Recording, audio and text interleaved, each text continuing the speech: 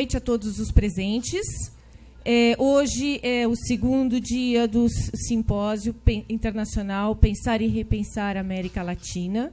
Foi um dia que começamos com muitos trabalhos, seminários e atividades, e agora nós vamos ter um ato de solidariedade pela paz na Colômbia, onde eu gostaria muito de convidar o senhor Alejandro Borda, embaixador da Colômbia, a compor a nossa mesa, por favor.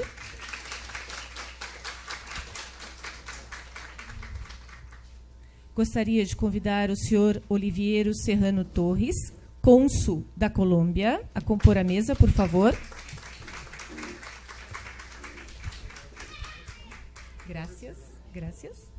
E gostaria de convidar a professora Vivian Urguiri, do Prolan, para poder também compor a mesa.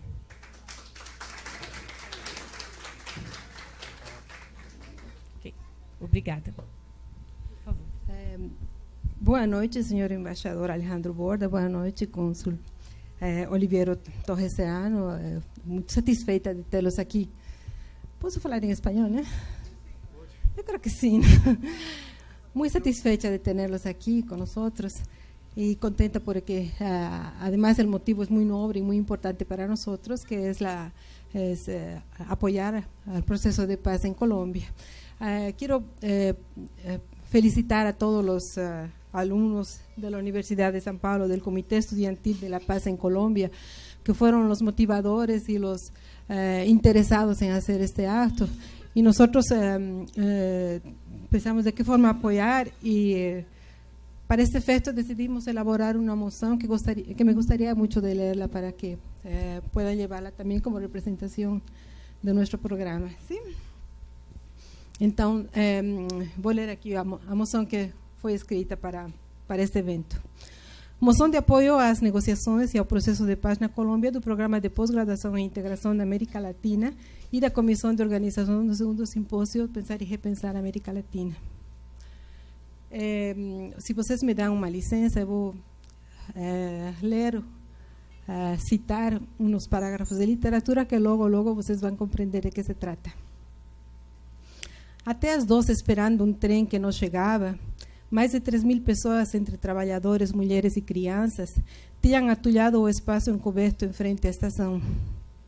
Um tenente do exército subiu em seguida no teto da estação, onde havia 4 ninhos de metralhadoras apontados contra a multidão, e deu um toque de silêncio. Lendo com um megafone de vitrola o decreto número 4 do chefe civil militar da província, em 3 artigos de 80 palavras classificava os grevistas de quadrilha de malfeitores e facultava ao exército o direito de matá-los a bala. Lido o decreto no meio de uma ensurdecedora vaia de protestos, um capitão substituiu o tenente no teto da estação e, com o megafone de vitrola, fez sinal de que queria falar. A multidão voltou ao silêncio. Senhoras e senhores, disse o capitão com uma baixa voz, lenta e um pouco cansada. Tem 5 minutos para se retirar. Ninguém se mexeu. Já passaram os 5 minutos, disse o capitão no mesmo tom. Mais 1 minuto e atiramos. Ao fim de um grito, aconteceu uma coisa que não produziu espanto a Arcádio II, mas uma espécie de alucinação. O capitão deu a ordem de fogo e 14 ninhos de ametralhadoras responderam imediatamente, mas tudo parecia uma farsa. Era como se as ametralhadoras estivessem carregadas com fogos de artifício, porque se escutava o seu matraquear. Se viam as suas cusparadas incandescentes, mas não se percebia a mais leve reação, nenhuma voz, nem sequer um suspiro entre a multidão, compacta que parecia petrificada por uma invulnerabilidade instantânea. De repente, do lado da estação, um grito de morte quebrava o encantamento. Minha mãe! E uma força sistêmica, uma respiração vulcânica, um rugido de cataclismo arrebentaram no centro da multidão com uma descomunal potência expansiva. Várias vozes gritaram ao mesmo tempo: atirem-se no chão, atirem-se no chão. Já os das primeiras linhas o tinham feito, varridos pelas rajadas da metralhadora. Os sobreviventes, em vez de se atirarem no chão, tentaram voltar à praça. E o pânico deu uma rabanada de dragão e mandou numa onda compacta contra a outra onda compacta que se movimentava no sentido contrário, despedida por outra rabanada de dragão da rua oposta, onde também as ametralhadoras disparavam sem trégua. Estavam encurralados, girando um torvelinho gigantesco, que pouco a pouco se reduzia a seu epicentro, porque os seus bordes iam sendo sistematicamente recortados em círculos, como descascarando uma cebola pela tesoura insaciável e metálica da metralhadora. Quando Arcádio II acordou, estava de peito para cima nas trevas. Percebeu que ia num trem interminável e silencioso, e que tinha o cabelo empastado de sangue seco e que lhe doliam todos os ossos. Sentiu um sono insuportável. Disposto a dormir muitas horas, a salvo do terror e do horror, acomodou-se de lado, que lhe dolia menos, e só então descobriu que estava deitado sobre os mortos. Não havia um espaço livre no vagão, exceto o corredor central. Deviam ter passado várias horas do massacre, porque os cadáveres tinham a mesma temperatura do gesso de outono e a sua mesma consistência de espuma petrificada. E os que os tinham colocado no vagão tiveram tempo de arrumá-los na ordem e no sentido em que se transportavam os cachos de banana. Tentando fugir do pesadelo, José Arcádio II arrancou-se de um vagão a outro na direção em que avançava o trem. E nos relâmpagos que surgiram por entre as esquadrias de madeira ao passar pelos povoados adormecidos, viu os mortos homens, os mortos mulheres, os mortos crianças que iam talvez ser atirados ao mar como bananas refugadas. Quando chegou ao primeiro vagão, deu um salto para a escuridão e ficou estendido na vaia da estrada até que o trem acabou de passar. Depois da meia-noite caiu um aguaceiro torrencial. José Arcádio II ignorava onde tinham saltado, mas sabia que caminhando em sentido contrário ao do trem chegaria a Macondo. Ao final de mais 3 horas de marcha, ensopado até os ossos, com uma dor de cabeça terrível, divisou as primeiras casas à luz do amanhecer. Atraído pelo cheiro do café, entrou numa cozinha onde uma mulher com uma criança no colo estava inclinada sobre o fogão. Bom dia, disse exausto. Sou José Arcádio II. Bom dia. Pronunciou o nome completo, letra por letra, para se convencer de que estava vivo. Fez bem, porque a mulher tinha pensado que era uma assombração ao ver na porta a figura esquálida, sombria, com a cabeça e a roupa suja de sangue e tocada pela solenidade da morte. Em seguida, serviu-lhe uma xícara de café sem açúcar, como lhe havia dito que tomavam os bom dia. José Arcádio II não falou enquanto não terminou de tomar café. Deviam ser uns 3.000, murmurou. O quê? Os mortos, esclareceu ele. Deviam ser todos os que estavam na estação. A mulher mediu com um olhar de pena. Aqui não houve mortos, disse. Depois, em 3 cozinhas por onde ele esteve, José Arcádio II, antes de chegar na casa, lhe disseram a mesma coisa. Não houve mortos. Passou pela praça da estação e viu as mesas de fritura amontoadas, uma em cima da outra, e tampouco ali encontrou algum rastro do massacre. Mas as ruas estavam desertas sob a chuva tenaz e as casas fechadas sem vestígios da vida anterior. A versão que se impôs, 1000 vezes repetida e repisada em todo o país por quanto meio de divulgação o governo encontrou a seu alcance, terminou por se impor. Não houve mortos. Os trabalhadores satisfeitos tinham voltado para o seio das suas famílias e a companhia banadeira suspendia as suas atividades até a chuva passar. Os trechos aqui lidos foram retirados da magistral obra de Gabriel García Márquez, Quando em 100 anos de soledade retrata as faces da violência colombiana, da luta de seu povo pela justiça, contra a opressão, contra o silêncio do medo e do possível esquecimento dos seus mortos. Hoje, uma parte importante da sociedade colombiana decidiu não mais silenciar e construir uma paz negociada. Não deseja mais violência, nem que os esquecimentos se imponham. Não quer a vingança, mas tampouco quer que os 100 anos de solidão se sucedam até a chuva passar. O Programa de Pós-Graduação e Integração da América Latina e a Comissão de Organização do Simpósio Internacional Pensar e Repensar a América Latina querem manifestar, em nome dos pesquisadores brasileiros e estrangeiros latino-americanistas presentes, que se solidarizam com as vítimas da violência e com esse povo colombiano na sua luta centenária por igualdade e justiça, e que hoje vai novamente à praça pública para gritar pelo acordo de paz. O momento exige que os participantes do processo assumam posições corajosas e reconheçam que houve massacres que precisam ser esclarecidos. Hoje, os atores da guerra não podem imitar as autoridades de Macondo, negando que há um trem cheio de cadáveres que viaja em direção ao mar.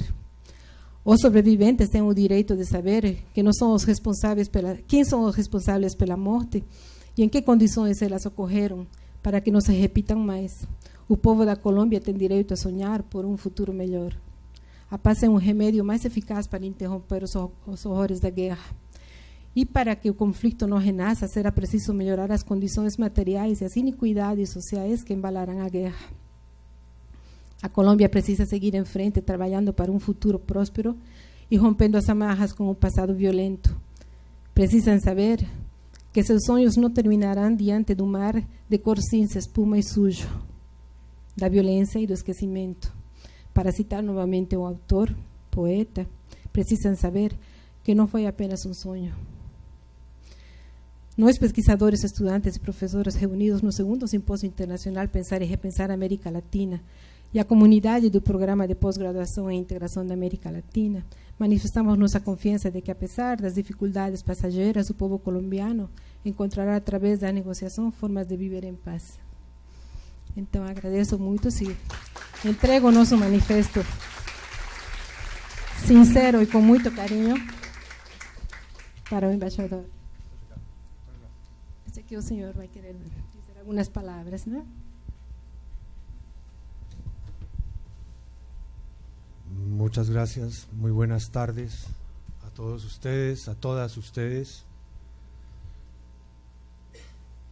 Es para mí especialmente emocionante estar esta tarde aquí en la Universidad de Sao Paulo, a donde he venido con un propósito específico, un propósito que se deriva de el compromiso que dentro del plan estratégico de la Embajada de Colombia en Brasilia se ha fijado la embajada, y es el de acercarse la embajada, acercarse el consulado a la comunidad académica, en particular la comunidad académica de colombianos presentes en el Brasil. Estamos convencidos de que ese acercamiento es necesario, es conveniente y puede aportar enormemente, por una parte, al bienestar de la comunidad estudiantil y académica colombiana presente aquí en el Brasil, así como promover un intercambio inteligente, ilustrado, con la embajada, con el consulado, para también pensar Colombia en el exterior, pensar la comunidad colombiana en el exterior, repensar tantas cosas que nos unen y que caracterizan la comunidad colombiana en el exterior. En ese sentido, ya la embajada se ha acercado a la comunidad académica presente en Brasilia, en particular la Universidad de Brasilia. Hay una población importante de estudiantes y unos cuantos y muy buenos investigadores y profesores colombianos. Con ellos hemos establecido ya contactos iniciales y estamos intercambiando incluso estudios y propuestas acerca de temáticas que pueden ser útiles para el país. Y qué bueno que en desarrollo de ese propósito de la embajada, mi visita a Sao Paulo coincide con este seminario, con este foro de pensar y repensar la América Latina. Ayer tuve también el honor de participar en esta misma mesa en la sesión de apertura y coincidía con la necesidad de pensar y de repensar la integración latinoamericana. Pasa nuestro continente por un país, por un momento muy significativo, muy de transición que obliga a la reflexión profunda. Señalaba yo cómo los cambios que se han producido en los últimos años no paran de suceder. Las evoluciones que ha habido recientemente en la Argentina, aquí en el Brasil, lo que sucede en Bolivia, la situación en Venezuela, el acercamiento de Cuba y Estados Unidos, la situación misma en Colombia, nuestros vecinos del Ecuador, qué va a pasar en Chile, todo eso lo tenemos que pensar y repensar. Porque este es un proceso dinámico que requiere el análisis inteligente, el análisis académico, la visión ilustrada y propositiva del sector de la academia. Y qué bueno que en el medio de este seminario haya un espacio para compartir con ustedes un poco las reflexiones de lo que está sucediendo en Colombia. Es de público conocimiento, no entrar en mayores detalles.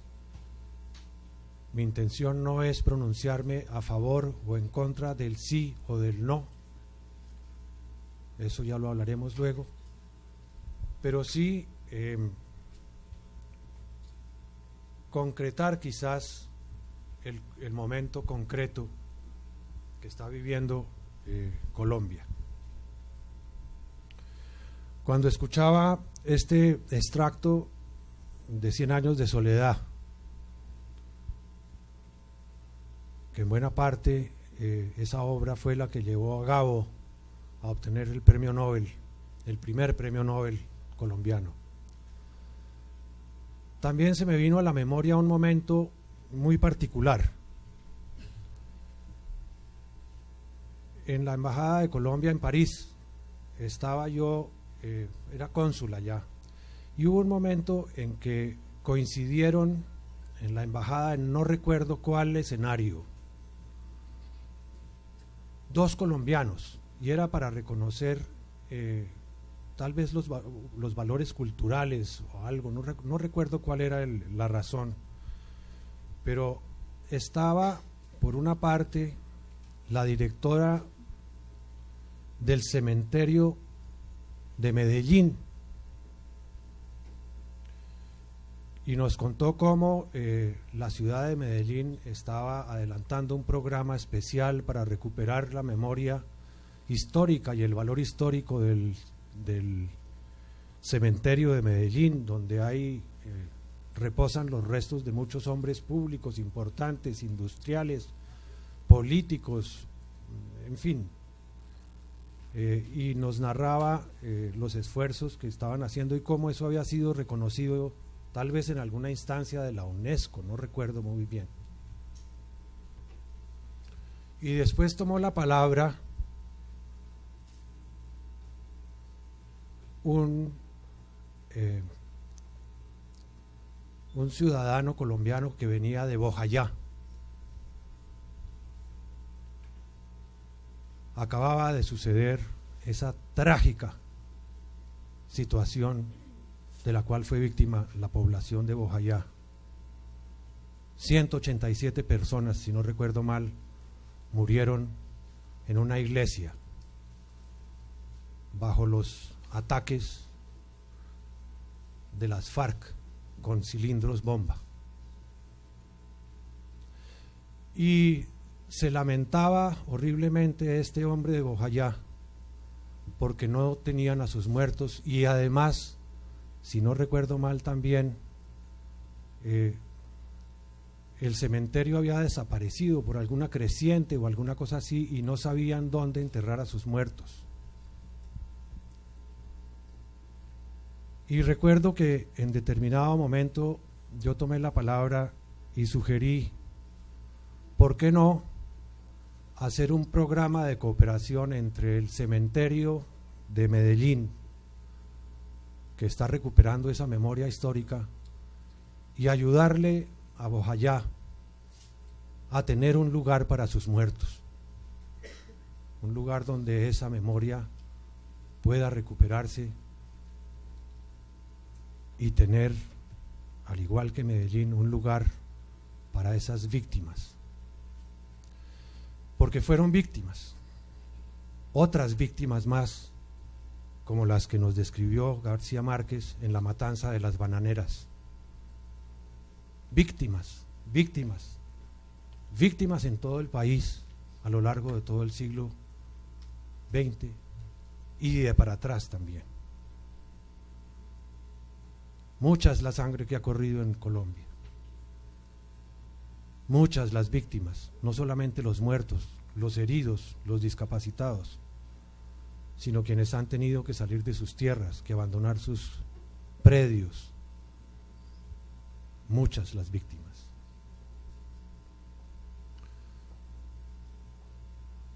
Un país que en esas circunstancias difícilmente puede continuar. Tan es así es que los gobiernos de los últimos años, todos, buscaron negociaciones como salida al conflicto. Y finalmente, el actual gobierno, en un esfuerzo muy significativo, empeñó todo su capital, convencido de encontrar las condiciones necesarias para adelantarlo, y encontrando por el lado de la contraparte la voluntad de hacerlo, emprendió las negociaciones en La Habana, centrándose sí en las víctimas. Ese ha sido el eje conductor de las negociaciones de paz, y ese quizás es el punto central del acuerdo que, después de los 4 años largos de negociaciones, contiene el acuerdo que fue sometido a plebiscito este 2 de octubre.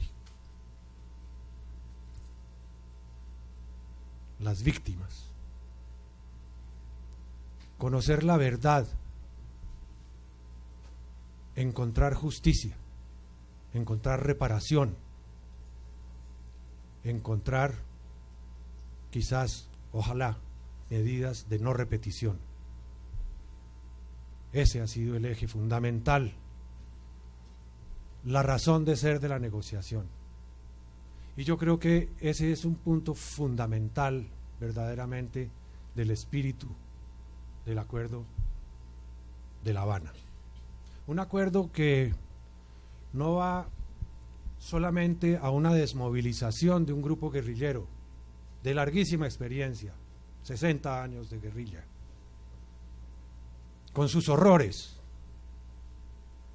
el horror personal del guerrillero que está en el monte, o la guerrillera, el horror de las armas, de las heridas, de la sangre, las víctimas.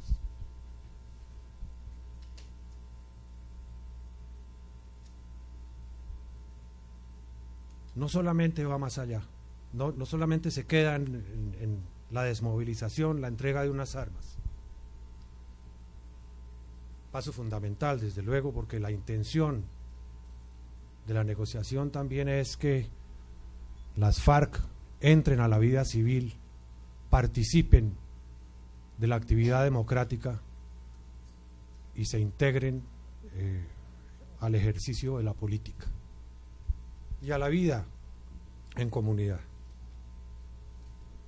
El acuerdo, como ustedes bien lo saben, no sé si lo hayan leído, es un desafío leerlo porque es un documento sumamente extenso. Tiene 297 páginas, 100 de las cuales, hay que reconocerlo, son anexos técnicos para efectos de la desmovilización. Trata de buscar la solución a los orígenes del conflicto colombiano. ¿Cuál es el conflicto? ¿Cuál es el origen? Yo creo que no hay discusión. Es la tierra, es el campo, es la propiedad de la tierra en Colombia. Ustedes, analistas de la política, de la sociología, de la economía, lo saben mucho mejor que yo. Por eso, el primer capítulo del acuerdo se refiere precisamente a una reforma rural integral. No es casual ver que en los resultados del plebiscito del 2 de octubre, si ustedes ven el mapa de Colombia, prácticamente toda la periferia del país, la que está cerca de las fronteras, la que está más lejana de los centros económicos y de desarrollo del país, las grandes ciudades, fueron las que votaron por el sí en su mayoría. Son las zonas que se han visto históricamente desprotegidas, marginadas, alejadas del desarrollo nacional, donde la ausencia del Estado, la falta de presencia del Estado ha generado un desbalance histórico en nuestro país. Busca también el acuerdo, en otro capítulo, tocar un tema que se vincula directamente al problema rural. Es el capítulo que busca o se compromete a buscar una solución al problema de las drogas ilícitas. Porque en esas zonas desprotegidas, lejanas del desarrollo, donde el campesino no tiene la capacidad de supervivencia garantizada, es donde ha proliferado el desafortunado cultivo de la coca, que ha afectado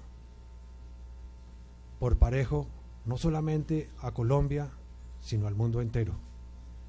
Es un problema transnacional que, como tal, ustedes lo saben bien, debe ser abocado conjuntamente por toda la comunidad internacional. Pero busca precisamente, a través de esa reforma rural integral, generar nuevas condiciones de desarrollo, de bienestar. Ayer tal vez el cónsul del Ecuador se congratulaba de ver en el programa de Pensar y Repensar América Latina el punto del buen vivir, y en el acuerdo de La Habana está el concepto del buen vivir en esas zonas. Buscar la implementación de salud, de educación, de los elementos mínimos de desarrollo para que ese campesino, que no tiene alternativa mejor a la de cultivar coca, por la cual recibe unos ingresos que en términos de lo que el negocio ilícito de la droga significan es prácticamente cero, porque ya sabemos en dónde se generan las grandes cadenas de valor del narcotráfico y en dónde se quedan los réditos, el campesino no los recibe. La concatenación entre reforma rural integral y el problema del narcotráfico, de las drogas ilícitas, está allí como forma de abocar una de las causas fundamentales del conflicto. Desde luego, habla de la participación política. una apertura democrática para construir la paz.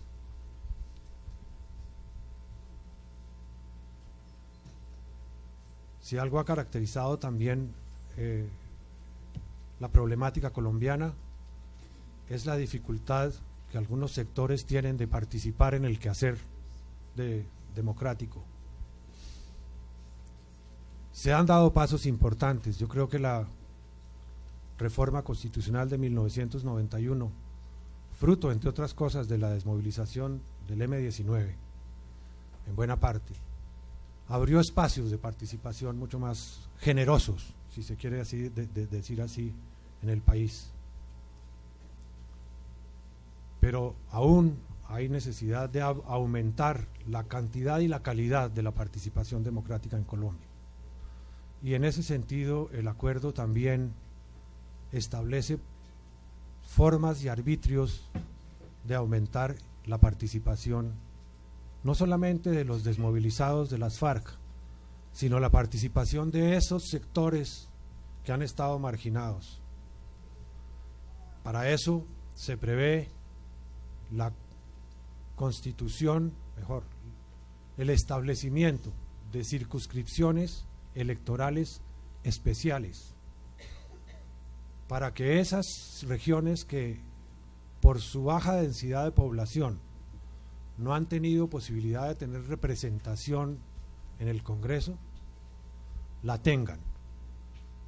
Una circunscripción especial similar en cierta forma a la que la Constitución del 91 estableció para las comunidades indígenas.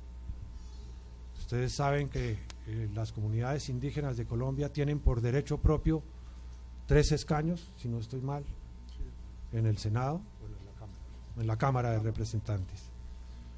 Y son los indígenas mismos quienes eligen a sus candidatos y tienen garantizada su representación en el Congreso. Algo similar busca el Acuerdo de La Habana para esas regiones que no han podido tener participación en las decisiones del legislativo colombiano. Gracias.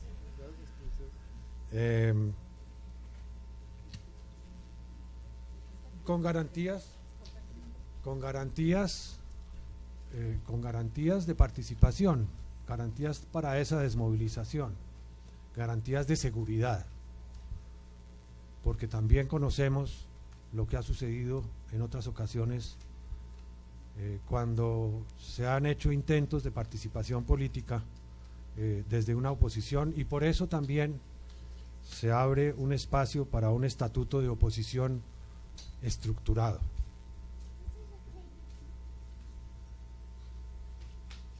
Desde luego el capítulo de la desmovilización es fundamental, y aquí quiero poner de presente qué tan importante fue el llamado que Colombia hizo a la comunidad internacional en general, pero a la Organización de las Naciones Unidas en particular, y más aún al Consejo de Seguridad de las Naciones Unidas, para que creara una misión de verificación de la desmovilización, la entrega de las armas,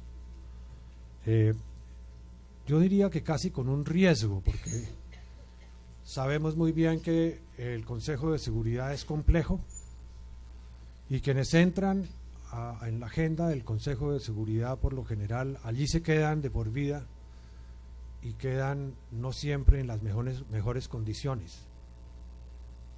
Esta solicitud y esta creación de esta misión de verificación no es una operación de mantenimiento de la paz concebida en la forma tradicional. No es un contingente de cascos azules, no es un contingente armado, es una misión de verificación que tiene una composición muy significativa, porque es con representantes de países miembros de la CELAC. Algo absolutamente novedoso en la historia del Consejo de Seguridad y de las Naciones Unidas, diría yo. gracias a la comunidad internacional. Gracias a la comunidad internacional que ha sabido entender la intención de paz, la importancia de este acuerdo, gracias a los garantes, Cuba y Noruega, gracias a los acompañantes, Venezuela y Chile, porque con ellos ha sido posible avanzar en este acuerdo. Desde luego también el punto 6 del acuerdo establece los mecanismos de implementación y verificación. Son garantías e incluso supervisión ante la cual las partes pueden acudir en caso de incumplimiento de los acuerdos. Una forma de garantizar el cumplimiento de los acuerdos. Pero una vez más, y aquí vuelvo al tema de las víctimas. En todo proceso de paz negociado, es necesario tener una instancia judicial. Hay que llevar a los responsables de los crímenes a la justicia. Es una forma mínima de reparación a las víctimas y una forma también de reconocer que se obró equivocadamente. Pero un proceso de paz negociado es un proceso eminentemente político. Hay una voluntad política de avanzar. Y eso genera un estado de excepción, en cierta forma. Un estado de excepción donde las formas convencionales de la justicia, las formas establecidas constitucionalmente en el país para el juzgamiento de los crímenes, simplemente no son aplicables, porque el interés primordial es lograr la paz. Y hay que buscar entonces un equilibrio entre la pena que se impone y la posibilidad de la participación política y hacer posible que quienes están en plan de reinserción y de participación política reciban sí una pena, pero no que sea excluyente de esa participación política ulterior. Y es así como, teniendo en cuenta, entre otras cosas, el Estatuto de Roma y la existencia de una Corte Penal Internacional, se buscó y se diseñó un proceso, un mecanismo de justicia transicional, incluido un tribunal especial para el juzgamiento de los crímenes originados en el conflicto. Este es un punto sumamente complejo, porque una vez más poniéndonos en los ojos de las víctimas, el pensar que quien mató a mi hermano, o a mi padre, o a mi madre, o quien violó, quien secuestró, causando tanto daño, tanto dolor, quien masacró, no va a recibir una pena que me satisfaga a mí como víctima, porque es un sentimiento profundo el que hay allí. Y resarcir esos sentimientos requiere de una actitud personal de introversión y de entendimiento de lo que está en proceso, muy especiales, y no es difícil, porque está en las entrañas de la gente. Pero fíjense ustedes, el caso de Bojayá, que traje a cuento hace un momento, donde 187 personas de la sociedad civil, hombres, mujeres, niños, murieron en esa iglesia. Y hubo un acto de perdón, hubo una presencia, los señores de las FARC fueron allá, pidieron perdón. ¿Y quién votó por el sí en Bojayá? votaron ellos. Hubo un ejercicio de perdón que yo creo que es muy significativo. Pero entender las minucias jurídicas de una justicia transicional es un ejercicio más que académico y sumamente complejo. Ustedes que son los estudiosos de estos asuntos, entren a examinar ese capítulo y traten de digerirlo. Y no es fácil, no es fácil.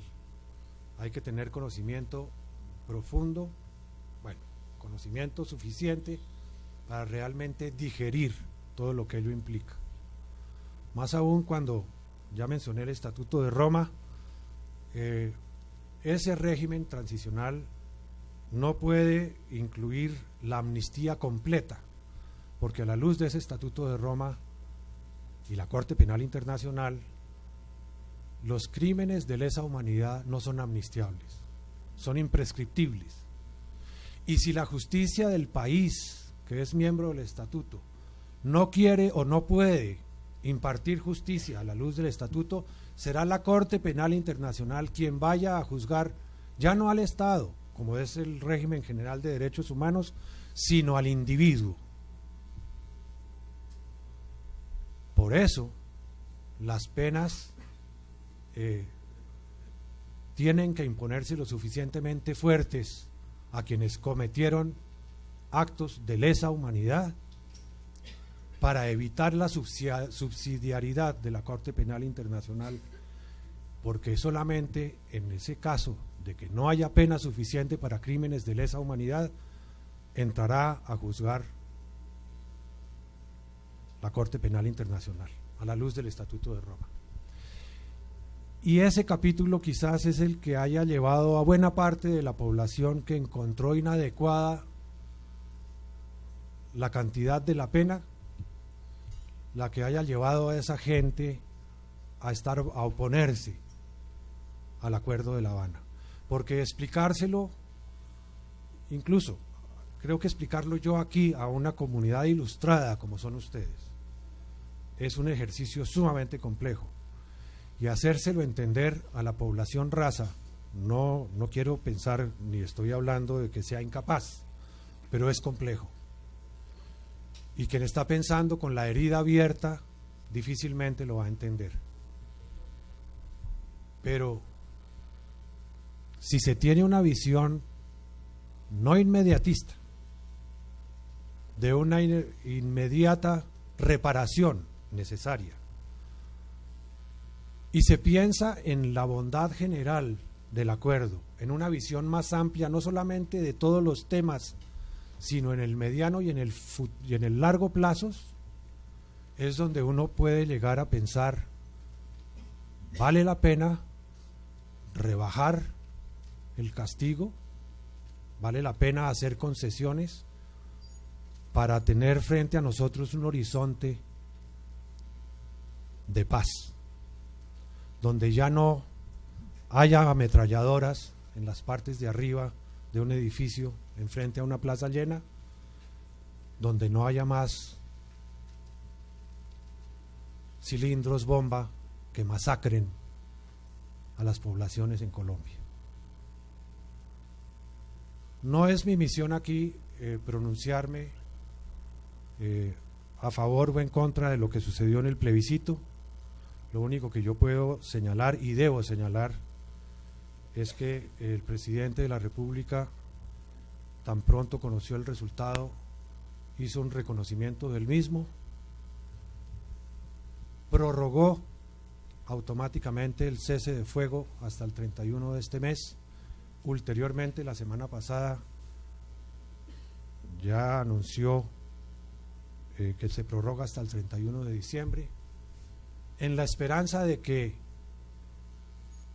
los aportes que los opositores están presentando al gobierno, o que presentaron ya en estas 2 últimas semanas, sean llevados a La Habana, se reabre el documento, se renegocia y se espera que llegue a una feliz conclusión una nueva negociación. Una nueva negociación que no va a ser sencilla y que corre contra el tiempo en buena parte, porque el cese del fuego es frágil. Las condiciones no son sencillas y además la presencia de las Naciones Unidas en este momento, que está supervisando el cese del fuego, gracias también a las gestiones de Jean Arnaud, que es el director de la misión de verificación, que se fue a Nueva York a pedirle al Consejo de Seguridad y a las Naciones Unidas que mantengan por ahora el contingente. No puede seguir indefinidamente si no hay un acuerdo concreto, porque las resoluciones del Consejo de Seguridad que establecieron la misión de verificación parten de la base y están construidas sobre la base de un acuerdo aprobado. Entonces estamos en una situación en Naciones Unidas también de incertidumbre. El Consejo de Seguridad no puede mantener indefinidamente ese contingente que está en cierta forma garantizando el cese del fuego.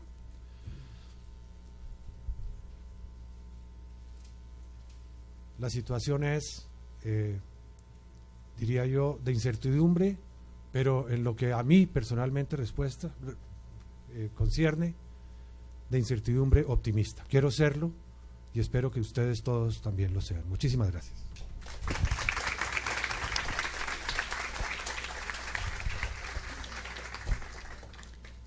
Le agradezco mucho, embajador, por la aula que nos dio sobre el momento crítico que está pasando Colombia.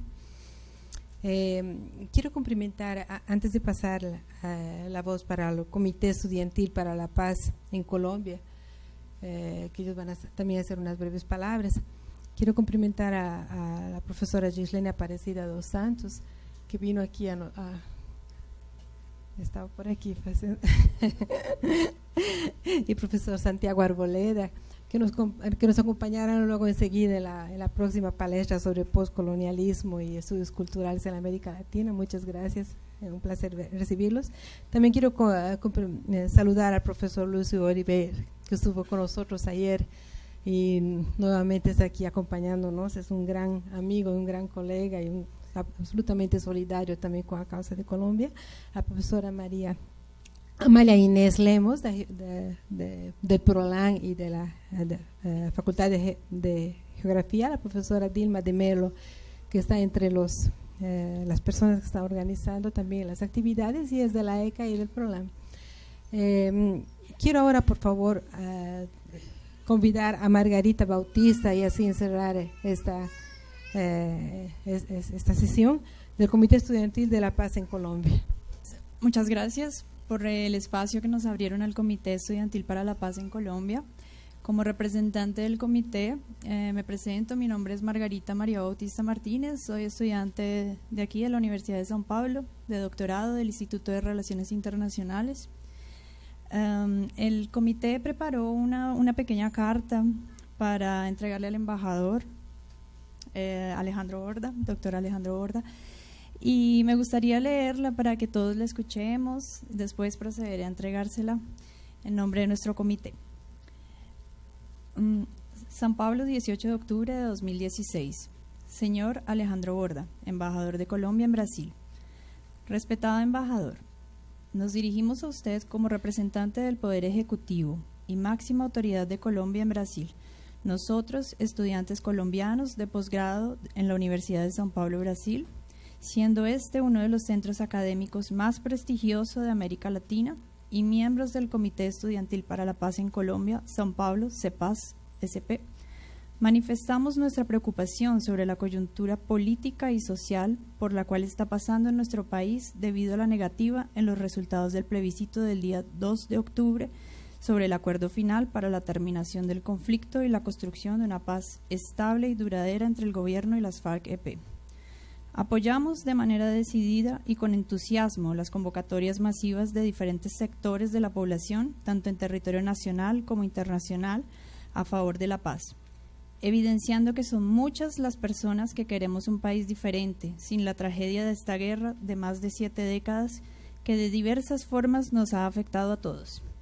Más de 7 décadas consideramos este marco temporal debido a que el conflicto interno armado, con sus orígenes en el campo, ha correspondido a un proceso histórico en donde otros actores y eventos han contribuido a la fundación de las FARC-EP, otros grupos armados y la perpetuación del mismo.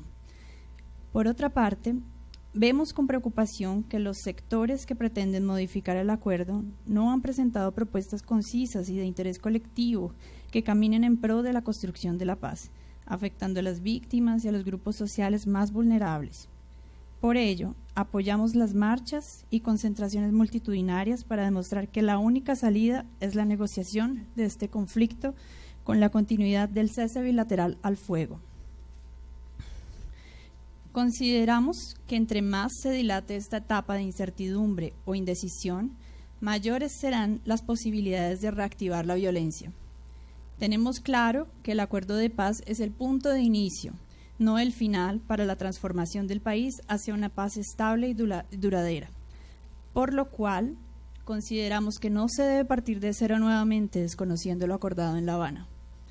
Así, los ajustes al acuerdo deben respetar lo pactado sobre las poblaciones y colectivos que más han sido afectados por la guerra y el abandono estatal.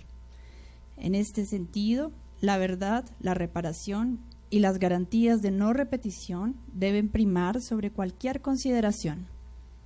Es fundamental detener el derramamiento de sangre, así como avanzar hacia una sociedad más justa y equitativa e incluyente.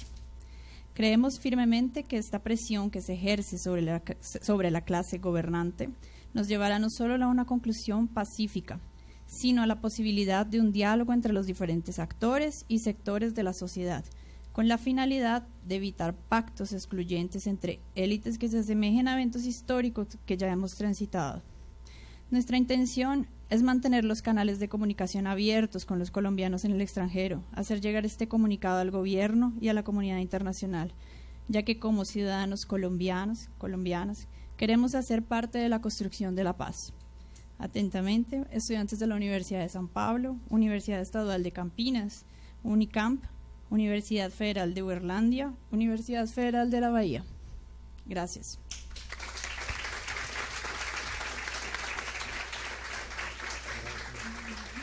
Sí.